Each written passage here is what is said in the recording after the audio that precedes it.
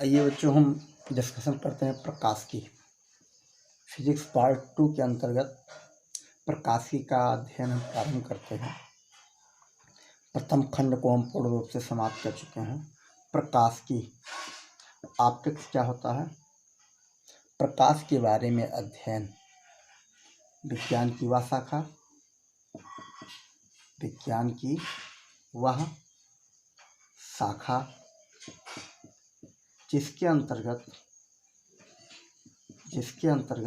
किसका अध्ययन करते हैं बच्चों, प्रकाश के बारे में।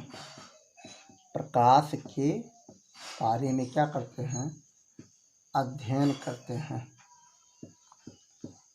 अध्ययन करते हैं क्या कहलाती है, प्रकाशिकी कहलाती है।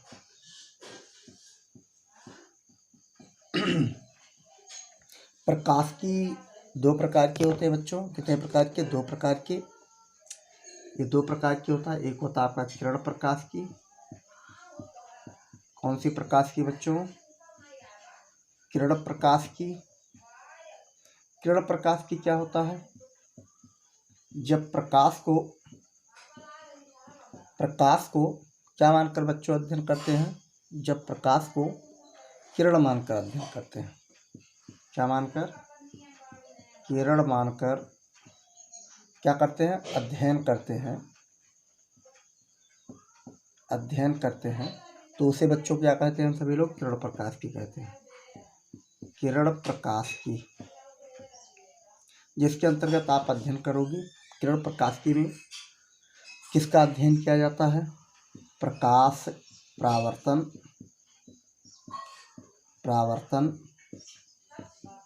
अपवर्तन, प्रकाश परावर्तन, अपवर्तन, परिक्षेपण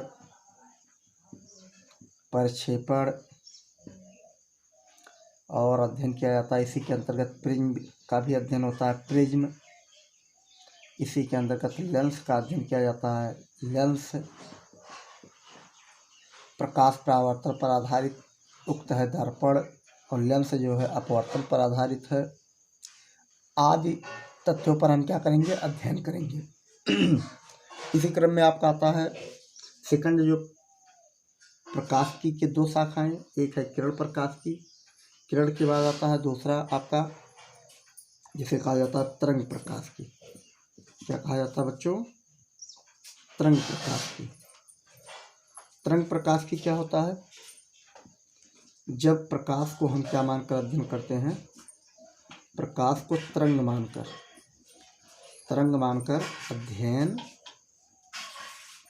करते हैं, तो उसे क्या कहते हैं हम सभी लोग बच्चों, तरंग प्रकाश की कहते हैं।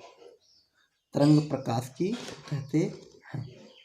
तरंग प्रकाश की कहते हैं। इसके अंतर्गत हाइगन्स तरंग का सिद्धांत आप अध्ययन करोगे। हाइगन्स तरंग सिद्धांत का अध्ययन किया जाएगा। इसी में कण प्रकाशिकी के या कहा जाए दीवरागली तरंग का भी आप अध्ययन करोगे, द्रव्य तरंगे, जिसके अंतर्गत आप जानते हो। या फिर इसी में हम अध्ययन करेंगे ध्रुवण। किसका अध्ययन करेंगे बच्चों, ध्रुवण। ये आपके प्रकाशिकी के संदर्भित ये चैप्टर हैं, अध्याय हैं, लेकिन आपके सिलेबस से कुछ चैप्टर काट दिए गए हैं। इस कार्ड से हम केवल आपके सिलेबस पर अध्ययन कराएंगे। सबसे पहले आता है आपके सिलेबस के अंतर्गत जो विचार किया गया है वो है प्रकाश का अपवर्तन। ध्यान दीजिए बच्चों, आपके सिलेबस के अंतर्गत जो तथ्य है वो प्रकाश का अपवर्तन। जैसा कि आप दैनिक लाइफ में देखते हो, तालाब के किनारे चले जाओ तो आप देखते हो छोटे छोटे जो उसमें पौधे जमे होते हैं, वो दूर से कैसे प्रतीत होते हैं, टेढ़े प्रतीत होते हैं। या आप ग्लास में दैनिक लाइफ में देखिए, जल भर दीजिए, क्या भर दीजिए, जल, और उसमें एक सीधी छड़ डाल दीजिए, और दूर से देखने पर ये छड़ कैसी दिखाई देती है, टेढ़ी दिखाई देती है। या आप दैनिक लाइफ में देखिए, ग्लास ले लीजिए, ग्लास में 5 रुपये का सिक्का डाल देंगे। कितने रुपये का, 5 रुपये का, 1 रुपये का, 2 रुपये का। 50 रुपये का मत डालिएगा, नहीं तो गल के पानी हो जाएगा, कागज़ का रहता है ना। जो आपका सिक्का है उसको डाल दीजिए, तो दूर से देखने पर लगता है ये ऊपर है, उथला हुआ है। इन सब का मूल कार्य क्या है? प्रकाश का अपवर्तन। तो प्रकाश का अपवर्तन क्या होता है इसको जानें। जब प्रकाश किरण एक माध्यम से दूसरे माध्यम में क्या करता है? प्रवेश करता है तो प्रकाश अपने पथ से विचलित हो जाता है। प्रकाश अपने पथ से क्या हो जाता है? विचलित हो जाता है। इसी घटना को क्या कहा जाता है? बच्चों? प्रकाश का अपवर्तन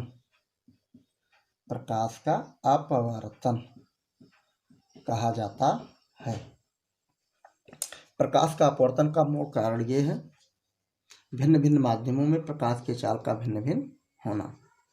भिन्न भिन्न माध्यमों में प्रकाश के चाल का भिन्न भिन्न होगा। भिन्न माध्यम में प्रकाश के चाल का अलग होना। प्रकाश जब एक माध्यम से दूसरे माध्यम में जाता है तो अपने माध्यम से क्या होता है? हट जाता है। इसी घटना को क्या कहते हैं हम सभी लोग? प्रकाश का अपवर्तन कहते हैं। इसका मुख्य कारण क्या है? प्रकाश के चाल का क्या हो जाना? बदल जाना, या प्रकाश के चाल में परिवर्तित हो जाना। जब एक माध्यम से दूसरे माध्यम में प्रकाश जाता है तो अपने चाल में क्या करता है? परिवर्तन कर लेता है। ये देखिए, हम चित्र के माध्यम से बताते हैं। ये देखिए, 2 चित्र आपके सामने हम निर्मित कर रहे हैं। ये ध्यान से देखिएगा, जैसे कि आप दैनिक लाइफ में क्लास 10 में पढ़े होंगे। ये देखिए, लाइट आपका चल रहा है, ऐसे चलते आकर टकराया। इसी को क्या कहा जाएगा? आपतित किरण। क्या कहेंगे? आपतित किरण। क्या कहेंगे बच्चों? आपतित किरण। तो इस किरण को क्या कहेंगे? आपतित किरण। और जिस तल पर गिरेगा उसको कहेंगे आपतन बिंदु।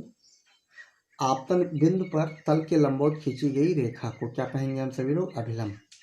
क्या कहेंगे इसको? Normal line. अभिलंब कहेंगे। क्या कहेंगे? अभिलंब। देखिए, इसको मान लेते हैं विरल माध्यम। क्या मानते हैं बच्चों? विरल माध्यम। इसको क्या मानते हैं? सघन माध्यम। क्या मानते हैं? सघन माध्यम। विरल क्या होता है? जैसे वायु, और यहाँ मान लेते हैं कांच। ठीक। अगर यहाँ देखा जाए तो सघन माध्यम में जो अणु होते हैं वो बहुत पास पास होते हैं, और विरल माध्यम में अणु क्या होते हैं? बहुत दूर दूर होते हैं। जब प्रकाश किरण देखिए विरल से सघन में प्रवेश करता है तो इसको ऐसे जाना चाहिए था, नियमता ऐसे जाना चाहिए था, लेकिन ये ऐसे ना जाकर क्या होता है? अपने पथ से भटक जाता है। भटक जाने का मतलब ये होता है अविलंब की ओर झुक जाता है। अविलंब की ओर झुक जाता है। ये किरण इस प्रकार से चली जाएगी। कुछ बात समझ में आया? इसी को कहा जाएगा कौन सी किरण? कौन सी किरण कहेंगे बच्चों? इसको कहेंगे आपतित किरण, इसको कहेंगे अपवर्तित किरण। कौन सा किरण कहेंगे? अपवर्तित किरण। क्या कहेंगे? अपवर्तित किरण। देखिए, जब प्रकाश किरण विरल से सघन में जाता है तो अविलंब की ओर क्या होता है? झुक जाता है। इसी घटना को क्या कहा जाता है? प्रकाश का अपवर्तन, रिफ्रैक्शन ऑफ लाइट। यहाँ देखिए, आपतित किरण और नॉर्मल लाइन, इसको कहा जाएगा, इस किरण को क्या कहेंगे? अभिलंब। क्या कहेंगे बच्चों? अभिलंब। अभिलंब और आपतित किरण के बीच बनने वाले कोण को क्या कहेंगे हम सभी लोग? आपतन कोण, जिसे आई से प्रदर्शित करते हैं। और अविलंब और अपवर्तित किरण के बीच का जो कोण बनेगा उसको कहा जाएगा अपवर्तन कोण। क्या कहा जाएगा? अपवर्तन कोण। बात कुछ समझ में आया कि नहीं? बिल्कुल समझ में आ जानी चाहिए। यहाँ पर देखिए, जस्ट इसी का उल्टा बनाते हैं। ये देखिए, इसको हम मान लेते हैं सघन माध्यम। क्या मान लेते हैं? सघन माध्यम। इसको क्या मान लेते हैं बच्चों? विरल माध्यम। ठीक। प्रकाश किरण को देखिए सीधी रेखा में चलता है प्रकाश। ये देखिए, सीधी रेखा में हम चला रहे हैं। ये जिस बिंदु पर इस किरण का क्या नाम देंगे? आपतित किरण। जिस बिंदु पर गिरेगा उसका नाम क्या है? आपतन बिंदु। आपतन बिंदु पर तल के लंबवत खींची गई रेखा का क्या नाम है? अभिलंब। क्या नाम है? अभिलंब। ठीक। अब की बार प्रकाश किरण क्या होगा? अभिलंब से दूर भगेगा। जब प्रकाश किरण सघन से विरल में चलता है तो प्रकाश किरण क्या होता है? अविलंब से दूर भागता है। नियमता ऐसे जाना चाहिए था। ठीक। लेकिन ऐसे ना जाकर ये क्या होता है? ऐसे मुड़ जाता है। अविलंब से दूर भागता है। देखिए, ये अविलंब से दूर भाग रहा है। ठीक।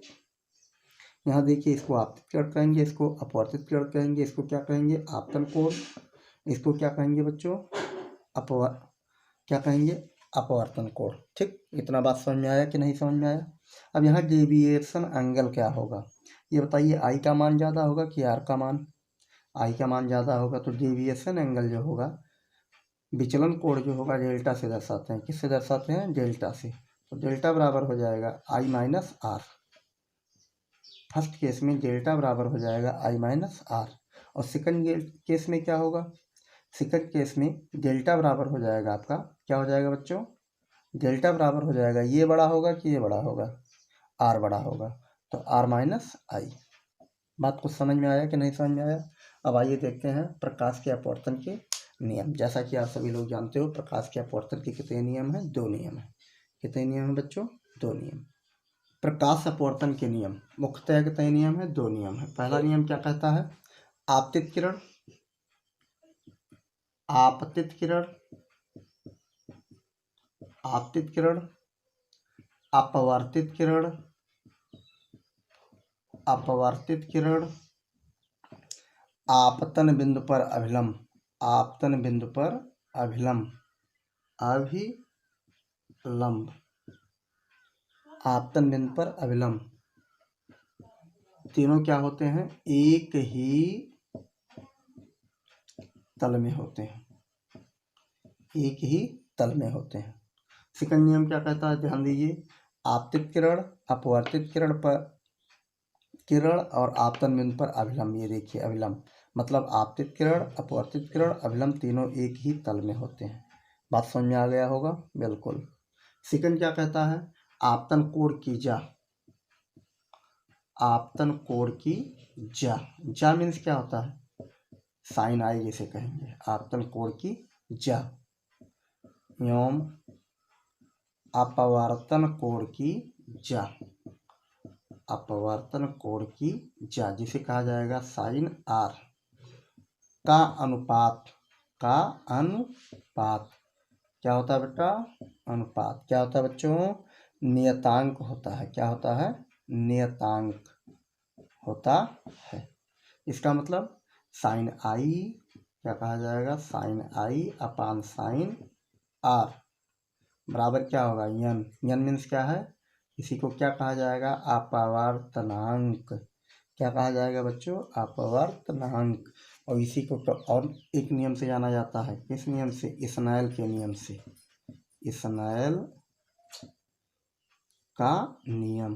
कौन सा नियम है बच्चों, ध्यान दीजिएगा, इसी को किस नियम से, जो अपवर्तन का द्वितीय नियम है उसको किस नियम से जाना जाता है बच्चों, स्नेल के नियम से भी जाना जाता है।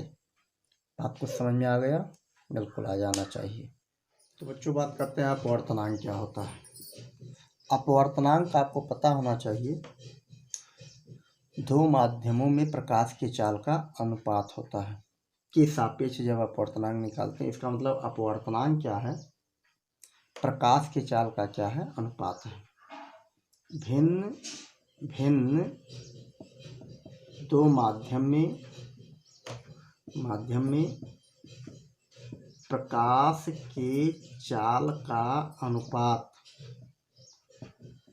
क्या कहलाता है, भिन्न भिन्न 2 माध्यमों में प्रकाश के चाल का अनुपात क्या कहलाता है बच्चों, अपवर्तनांक कहलाता है। कुछ बात समझ में आया। अपवर्तनांक जैसे लिखा जाए ANG, मतलब एयर के सापेक्ष ग्लास का अपवर्तनांक। इसका मतलब एयर में प्रकाश की चाल, हवा में प्रकाश की चाल बटा कांच में प्रकाश की चाल। कुछ बात समझ में आया, प्रकाश की चाल ANG का पढ़ा जाता है, एयर के सापेक्ष ग्लास का अपवर्तनांक। इसका मात्रक क्या होगा बच्चों, बताइए सोचकर, ANG का मात्रक क्या होगा, कोई मात्रक नहीं होता है, ये मात्रक विहीन,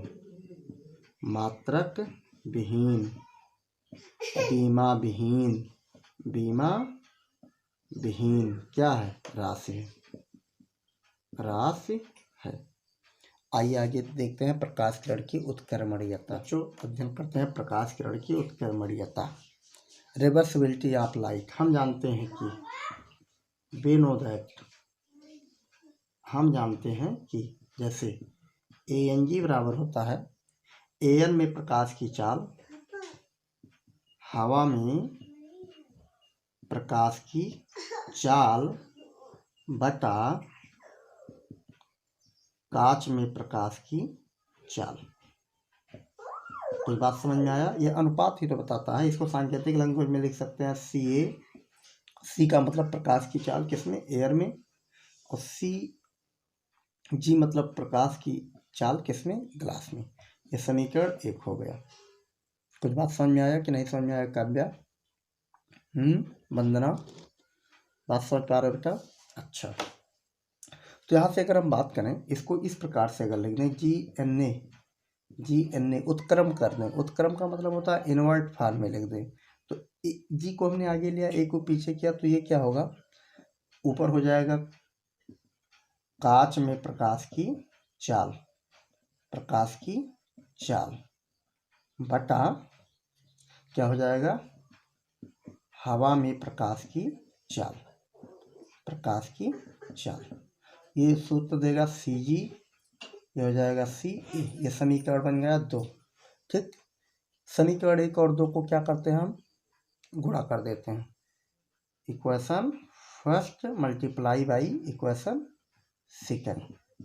ठीक, तो यहाँ से हम लिख सकते हैं ANG गुणे GNA बराबर हो जाएगा CA अपान CG इंटू CG अपान CA।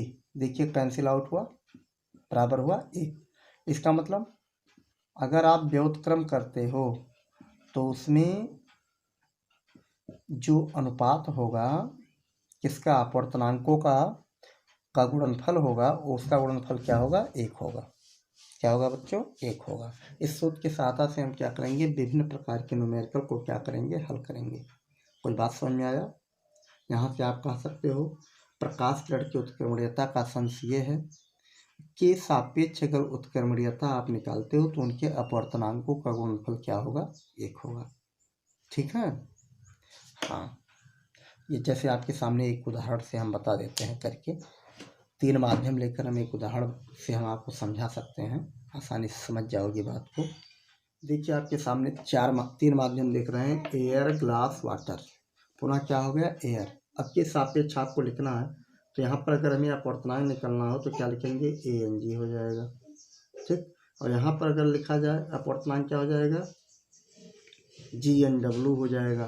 देखिए हम ऐसे लिख रहे हैं, ANG लिख दिया गया, एयर के सापेक्ष ग्लास का अपवर्तनांक।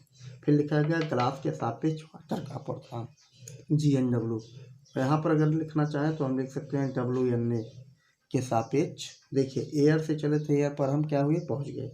तीनों का क्या करिए? आपस में गुणा कर दीजिए, बराबर क्या होगा? एक। प्रकाश उत्क्रमणीयता के अंतर्गत फार्मूला यही है। बात समझ में आया कि नहीं समझ में आया?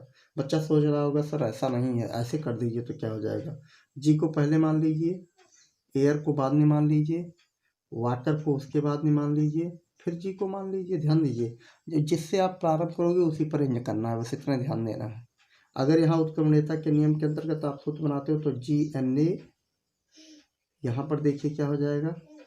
ANW, यहाँ पर देखिए क्या होगा? WNG। तीनों को आपस में क्या करिए? गुणा कर दिए, गुणनफल क्या होगा? 1 होगा। ध्यान दीजिए प्रकाश उत्क्रमणीयता के नियम से फार्मूला बन रहा है। बच्चा सोच रहा होगा नहीं सर ऐसा ना करिए, आप दूसरे प्रकार से बताइए।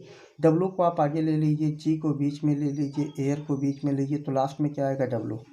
ठीक, प्रत्येक स्थिति में सेम बनेगा, ऐसा नहीं है। यहाँ देखिए वाटर के सापेक्ष ग्लास का अपवर्तनांक कर दीजिए, फिर ग्लास के सापेक्ष एयर का अपवर्तनांक करिए, फिर एयर के सापेक्ष वाटर का अपवर्तनांक। इसका गुणनफल क्या होगा? 1 होगा।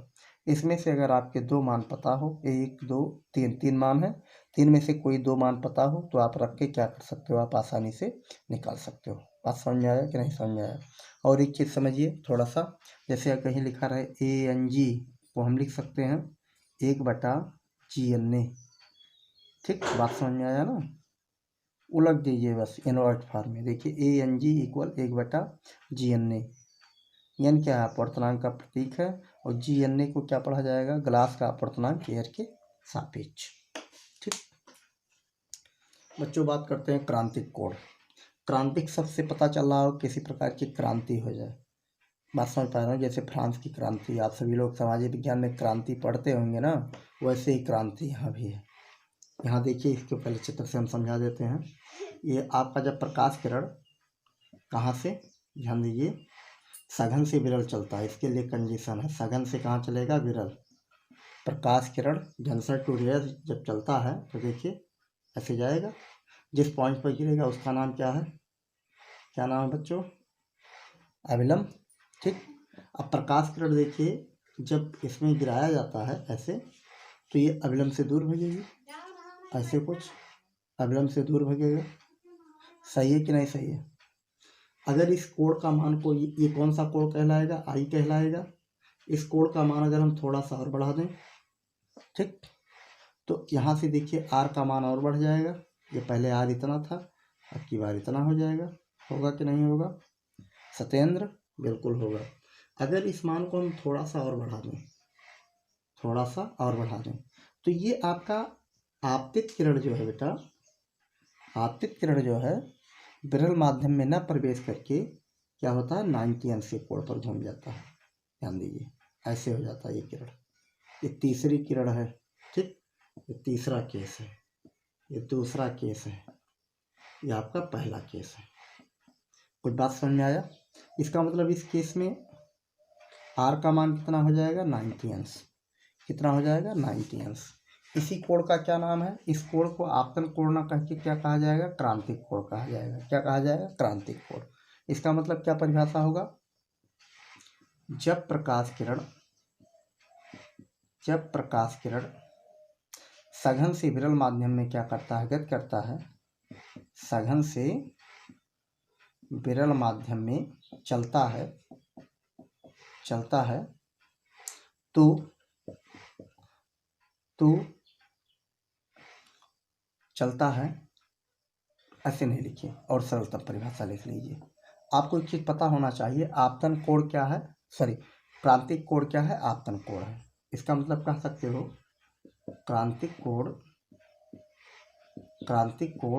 वह अपवर्तन कोण है, वह अपवर्तन कोण है जिसके लिए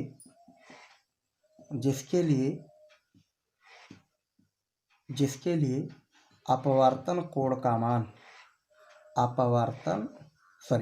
क्रांतिक कोण वह आपतन कोण है, वह आपतन कोण है जिसके लिए अपवर्तन कोण का मान कितना अंश, 90 अंश होता है, 90 अंश होता है। कुछ बात समझ में आया, परिभाषा आपके समझ में आ जानी चाहिए। क्रांतिक कोण क्या है, एक प्रकार का आपतन कोण है जिसके लिए अपवर्तन कोण का मान कितना होना चाहिए, 90 अंश। जब 90 अंश हो जाएगा तो इस आई को क्या कहा जाएगा, कैपिटल एंगल कहा जाएगा। अतः हम कह सकते हैं, कह सकते हो व्हेन आर की वैल्यू 90 अंश कर दिया जाए, कितना कर दिया जाए, 90 अंश, सो एंगल आई क्या हो जाएगा, सी। कुछ बात समझ में आया। ऐसे परिभाषा भी आप बोल सकते हो। जनरल कोई पूछ ले क्रांतिक कोण तो आप सामान्य बता सकते हो। जब आर का मान 90 अंश होगा तो आई का मान क्या हो जाएगा, सी। सी क्या मतलब है, कैपिटल एंगल, इसी को क्या कहा जाएगा, क्रांतिक कोण कहा जाएगा। अब स्नेल का नियम लगा दीजिए। स्नेल नियमानुसार आप जानते हो, बट आपको ज्ञात है, क्या ज्ञात है, sine i upon sine r बराबर होता है एन। ध्यान आया कि नहीं आया। साइन आई का मान इसमें प्लेस करिए, कितना रखा जाएगा, साइन आई मतलब सी। जब आर का मान 90 रखेंगे तो आई का मान क्या हो जाएगा, सी। यहाँ से देखिए लिख सकते हो आप, sine c upon sine r का मान 90 रख दीजिए, साइन 90 अंश का मान 1 होगा, बराबर हो जाएगा एन। देखिए फार्मूला बनकर तैयार। इस फार्मूले को क्या कहा जाता है, क्रांतिक कोण अपवर्तनांक में संबंध का सूत्र। क्या कहा जाता है, क्रांतिक कोण अपवर्तनांक में। ध्यान दीजिए, इस सूत्र को क्या कहा जाता है, क्रांतिक कोण व अपवर्तनांक में संबंध का फार्मूला। साइन सी मतलब क्रांतिक कोण की दिशा जो होती है किसके बराबर होता है? सघन माध्यम के सापेक्ष टेंसर के सापेक्ष किसका? रेयर का अपवर्तनांक। क्या कह सकते हो बच्चों? टेंसर के सापेक्ष रेयर का अपवर्तनांक। ठीक है, एक चीज़ ध्यान रखिएगा, इसके लिए शर्त यह है तभी क्रांतिक कोण बनेगा जब प्रकाश किरण आपका सघन से विरल की ओर रन करेगा। ऐसे भी परिभाषा बना सकते हो, सघन माध्यम में बना वह आपतन कोण जिसके लिए अपवर्तन कोण का मान 90 अंश होता है, ऐसा भी कह सकते हो। सघन माध्यम में बना वह आपतन कोण जिसके लिए अपवर्तन कोण का मान कितना होता है? 90 अंश होता है। उस आपतन कोण को क्या कहा जाता है? क्रांतिक कोण। आइए नेक्स्ट टॉपिक पर डिस्कशन आइए बढ़ाते हैं, पूर्णांतरिक परावर्तन। आइए बात करते हैं बच्चों पूर्णांतरिक परावर्तन। टोटल इंटरनल रिफ्रैक्शन क्या होता है? ध्यान दीजिए, जब प्रकाश किरण सघन से विरल में चलता है तो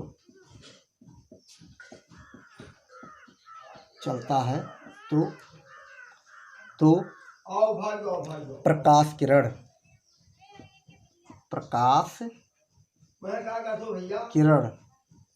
विरल माध्यम में ना जाकर सघन माध्यम में वापस लौट आता है। सघन माध्यम में वापस लौट आता है। सघन माध्यम में वापस लौट आता है। इस घटना को क्या कहा जाता है? पूर्णांतरिक परावर्तन कहते हैं। बात समझ में आया? इसके लिए शर्त क्या है? पहला शर्त है प्रकाश किरण सघन से विरल में जाना चाहिए, विरल में चलना चाहिए, पहला शर्त है। सेकंड शर्त है इसमें जो होना चाहिए आपतन कोण का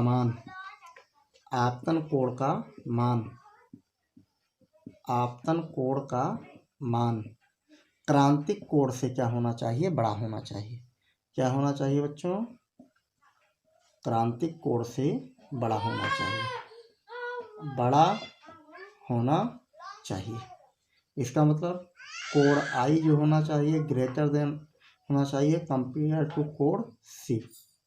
ठीक, क्रांतिक कोण से मान से थोड़ा सा भी बड़ा कर देंगे, ऐसा कुछ देखिए चित्र से आप समझ लीजिए, ऐसे कुछ है।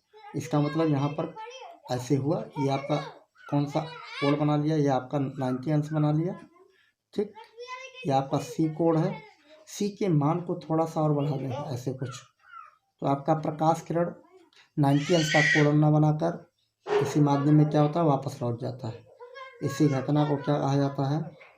प्रकाश का पूर्णांतरिक परावर्तन। बात समझिएगा, सी से थोड़ा सा मान बढ़ा दीजिए, ये हो गया आपका आई। क्या हो गया? आई का मान देखिए बड़ा है कंपेयर टू सी। इसके अनुप्रयोग पर चर्चा कर लेते हैं। पूर्णांतरिक परावर्तन के अनुप्रयोग पर चर्चा करते हैं। पहला अनुप्रयोग है जल में परखनली का चमकना। जल में परखनली का चमकना। ध्यान दीजिए, जल में जब हम परखनली डाल देते हैं तो क्या होता है? चमकता है। इसका मूल कारण क्या है बच्चों? पूर्णांतरिक परावर्तन है। सेकंड क्या है? कांच में पड़ी दरार का चमकना। कांच में पड़ी दरार का चमकना। दैनिक लाइफ में आप देखते हो, शीशा या फिर घड़ी का शीशा या कोई भी कांच अगर टूट जाए तो आपको आसानी से उसको आप क्या कर सकते हो? देख सकते हो। इसका मूल कारण क्या है? कांच में कारण क्या है बच्चों? पूर्णांतरिक परावर्तन। इसी कारण से आपको स्पष्ट दिखाई पड़ता है कि कांच टूटा है कि नहीं टूटा है। थर्ड है आपका हीरे की चमक। हीरे में जो चमक होती है वो पूर्णांतरिक परावर्तन के कारण होता है। कितना होता है? क्यों होता है? पूर्णांतरिक परावर्तन में होता है। ध्यान दीजिए, हीरे में वायु में आने वाली किरण के लिए क्रांतिक कोण का मान बहुत कम होता है, केवल 24 अंश होता है। इस कारण से उसका जो तराश किया जाता है, क्या किया जाता है, तराश किया जाता है कि आपतन कोण का मान, किसी तल पर आपतन कोण 24 अंश से कम हो जाता है। इसका मतलब अपवर्तन कोण का मान क्या हो जाएगा, ज़्यादा हो जाएगा। इस कारण से हीरे क्या होते हैं, चमकते हैं। हीरे का चमकना किसके कारण होता है, पूर्णांतरिक परावर्तन के कारण होता है। और रेगिस्तान में मरीचिका का बनना, रेगिस्तान में मरीचिका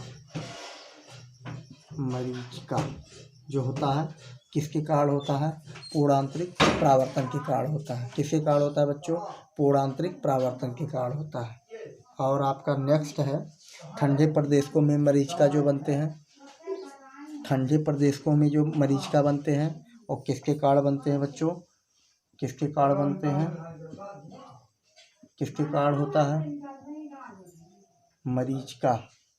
ध्यान दीजिए, ठंडे प्रदेश में जो मरीचिका होता है पूर्णांतरिक परावर्तन के कारण होता है। ठीक है। प्रकाशिकीय तंतु है आपका ऑप्टिकल फाइबर, प्रकाशिकी तंतु। आप दैनिक लाइफ में देखे होंगे, अपने आसपास रोड के बगल में एक पाइप डाली जाती है, वो ऑप्टिकल फाइबर पर आधारित कम्युनिकेशन सिस्टम को स्ट्रांग बनाने के लिए किया जा रहा है।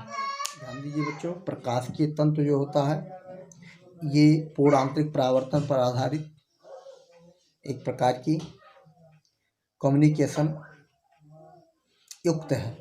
इसकी सहायता से प्रकाश सिग्नल को एक स्थान से दूसरे स्थान तक भेजा जाता है। ऐसे कुछ होता है, देखिए पाइप होता है, पाइप में क्या किया जाता है बच्चों, क्लैडिंग कर दिया जाता है चमकदार सतह से, और जब प्रकाश किरण आपका ऐसे पड़ेगा तो ये ऐसे टकरा कर क्या होगा, आगे बढ़ता रहेगा, और ये आपका जो मैसेज होता है आसानी से क्या होगा, पास हो जाता है। बात समझ पा रहे हो ना, ये ऐसा कुछ आप समझने का प्रयास करना। यहाँ का अपवर्तनांक जो होता है 1.7 होता है। जो आपकी इसके अंदर का अपवर्तनांक जो होता है बच्चों 1.5 होता है, और इसके ऊपर जो कांच बनी होती है, कांच की दीवार रहती है ना, ये कांच की जो दीवार होती है, इसका अपवर्तनांक 1.5 होता है। ठीक, ये किसके आधार पर कार्य करता है, पूर्णांतरिक परावर्तन के सिद्धांत पर कार्य करता है। ये अक्सर दैनिक लाइफ में बड़े बड़े जो बैंक होते हैं या फिर आपकी कंपनियां होती हैं, उसके नेटवर्क को ऑप्टिकल फाइबर से जोड़ा जाता है, जिसके द्वारा क्या होता है, सिग्नल आसानी से मिलता है। दैनिक लाइफ में आप देखेंगे जो आपके BSNL वाले, देखिए यहाँ DRC के बगल में या फिर आगे देखिए पाइप रोड के किनारे डाल रहे हैं ना, वो सब कम्युनिकेशन सिस्टम पर ऑप्टिकल प्रकाशिकीय तंत्र पर आधारित युक्त को आगे जारी रखने के लिए किया जा रहा है। धन्यवाद। इस प्रकार से पहला लेसन आपका समाप्त हुआ, प्रकाश का परावर्तन तथा प्रकाश का अपवर्तन तथा पूर्ण आंतरिक परावर्तन। और ये भी ध्यान रखिएगा बच्चों, केवल ये आपके सिलेबस पर आधारित हमने अध्ययन कराया है। इसको अब आप क्या करिएगा, फेयर कॉपी में प्रारंभ कर दीजिए लिखना। धन्यवाद।